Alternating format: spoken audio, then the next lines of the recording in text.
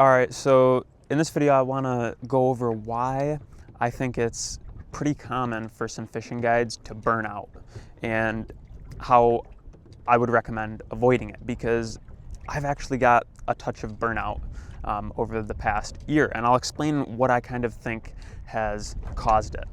So what it boils down to when it comes to burnout, it just means that, like, the way that I interpret it, I'm not saying it's the dictionary definition, but it just means that there comes a point where you aren't looking forward to doing it as much, and it starts to feel like a little bit more of a chore. And I'll say, for me at least, what started to cause this was when I didn't know how to say no.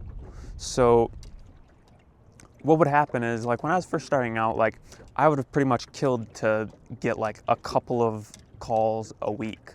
Like, my first season I ran like 11 charters. So I was like, man, like, I would do anything to get like 10, 15 trips a month, stuff like that. So then what started to happen is, when the phone started to ring a lot more and I was, getting, days and days and days of back-to-back trips and stuff, then, like, I was never going to say no to it, because I'm like, man, a year ago I wanted this so bad. So what happened was, and I guess you can, say that I was weak for it or whatever if you want, but at a certain point, everyone has like a different threshold, and I just went a little bit above capacity in my threshold of what I could handle. And I just went a little too hard for a few months. And at the time, I'm like, man, I'm gonna lock in, I'm gonna, do it. It's like, this is what I've always wanted. And the truth is like, yeah, obviously it wasn't like bad or anything, and like I got through it and it was great. But looking back now, I'm like, oh, like that was that kind of like, if I was looking at it from a longevity perspective, I would have probably said no to a few more and gave myself a little bit more like off time, I guess, because I think that that's kind of what breeds burnout, or at least it is what caused a little bit of burnout for me. So then I pretty much scaled back for a while, and it felt good, to be honest with you. And then what I've noticed is, like, after some months of taking a little easier, that I've noticed like some of that passion start to come back, and I almost view it like the lens is just like a lot more clear now.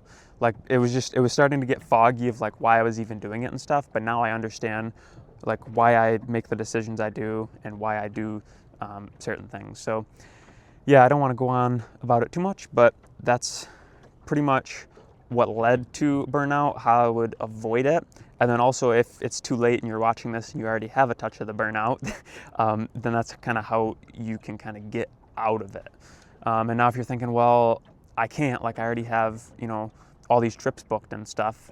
Like, I'm not saying to cancel your trips and stuff. I'm just saying, like, next time someone asks to book a trip on your wife's birthday or something, whereas before you might have said yes because you felt wrong saying no to the money, maybe next time just try saying no and just taking a little bit of time for yourself if you care about longevity.